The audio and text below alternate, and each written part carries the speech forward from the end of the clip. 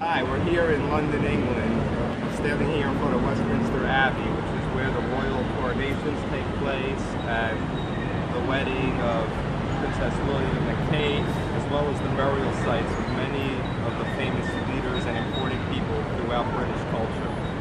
And today I want to tell you about 3 likes and dislikes of visiting London and what I think you're going to enjoy and find annoying while you're staying here. Now, when you first arrive in London, one of the first things that are going to amaze you is the history and the architecture. And there's just so much to see and do. You're going to be amazed by all the old buildings, all the historical context, as well as modern architecture, which seems to blend in just fine throughout the city. And for example, right behind me, as I mentioned earlier, is probably one of the most famous churches in the world, Westminster Abbey. And just a short walk away across the River Thames, you have the London Eye, the giant Ferris wheel. You have the building of Parliament, the Big Ben, houses the Tower of Parliament, which is currently under construction, but still a magnificent sight to see. And then you can easily walk up the river and go to the Tower of London, where the Crown Jewels are stored. And you can also see the Tower Bridge, where you can go up and walk over from a height. There's just so many things to do here in London. London is also great for whether you're traveling with family, friends, kids, because of the variety of attractions. You can get what they call a London Pass, and you can use that to go to the zoo, to the aquarium, and to any of the sites that I mentioned earlier. You can get discounts for only about £103. You can get it for 3 days if you want to work at a more quick pace. But if you need a more leisurely pace, we suggest the 6-day pass, which will give you more time to see everything. Because some sites do have lines, and you don't want to feel rushed when you're on vacation. In addition, one of the unique things is most of these sites give you free audio guides, which will allow you to learn more of the history, which you normally probably wouldn't do in other cities because they charge you for audio guides. But here, with it being free, you'll be more motivated to take the audios. The second thing you're going to like about London is, despite it being a major international city with over 7 million people, getting around is quite easy. They have a great bus system, a great underground subway system, as well as plenty of different taxis, and everything and most things within the city center are within walking distance. Traffic flow works great, so if you need to rent a car, it's not too bad getting around. They have a great traffic system where the lights work and the roads are in great condition. And that's one thing you'll notice coming from the States or other parts of the world where you have such heavy, congested traffic. You won't find it dangerous to walk around or getting hit by a vehicle with your family.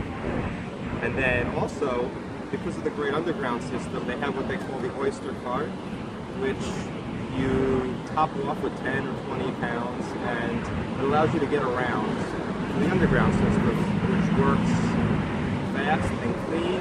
It's only 2.40 pounds per ride, and it has a cap of 8 pounds a day. So after about 3 to 4 rides, you are not incurring any additional fees to move around the city, which is quite unique, as I have not seen this in any other subway system throughout the world. The third thing you're going to like about being in London is the great amount of access to international restaurants and all types of cuisines from around the world.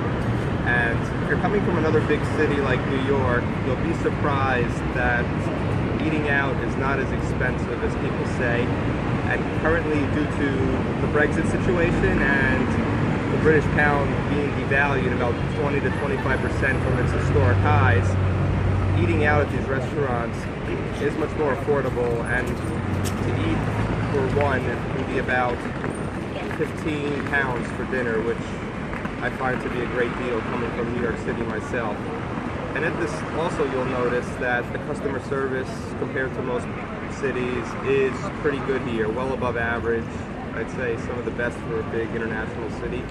Wait staff are friendly, they talk to you, they have a little vibe to the way they do their job. People seem happy with their jobs here.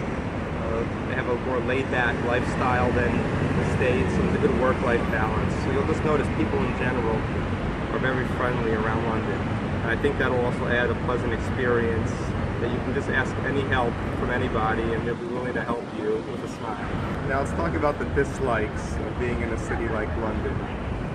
The first one would be that certain things are expensive. While I found restaurants and other things here to not be so expensive, some things I do find to be outrageously expensive.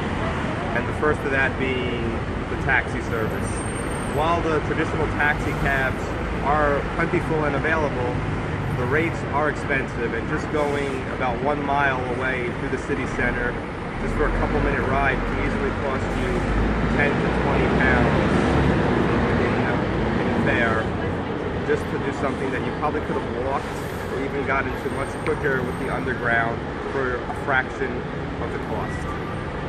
And also, when you're planning your trip, you'll also find hotels to be expensive, especially Airbnbs, which was surprising. We ended up finding a nice hotel that was cheaper than Airbnbs, which is very unusual in most cities, as the Airbnbs are usually the cheaper options to get. So just book in advance so you can try to find the best rates between hotels and Airbnbs when coming to London. Now the second thing you're going to dislike, and one of the first things I noticed upon arriving in London, was that while there are plentiful beautiful parks all throughout the city and nice parks, I found that the grass was pretty much dead in all the parks. You'll notice they're gray or brown. Either it's from a lack of water or just the budget is not there for upkeep, but you're going to notice that the grass in the parks is brown, which is not the most attractive thing to look at. The third and final thing you're going to dislike is that while London is a relatively clean city, and on most streets where there are not tourists, it is very clean.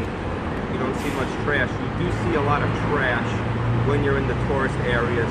For example, like Westminster Bridge, crossing over the River Thames to get to the London Eye. You will see piles and piles of cans and bags just discarded on the bridge. Why the city doesn't clean that up more quicker, I don't know, but tourists should mind after their mess and not just add to the trash. And that's one thing that I find surprising here, which does make touristy areas less attractive than they should be.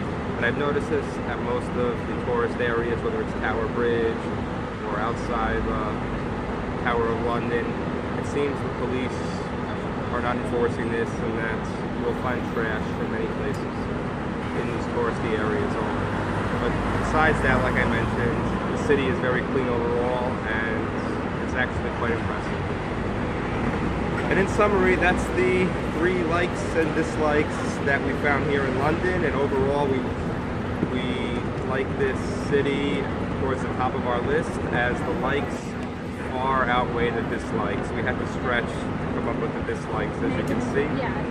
And there are very few, and they can be dealt with just like you have with any other city, and you will have a great time in London.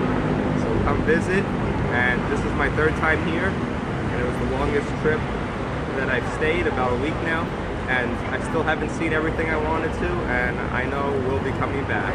Have a great day.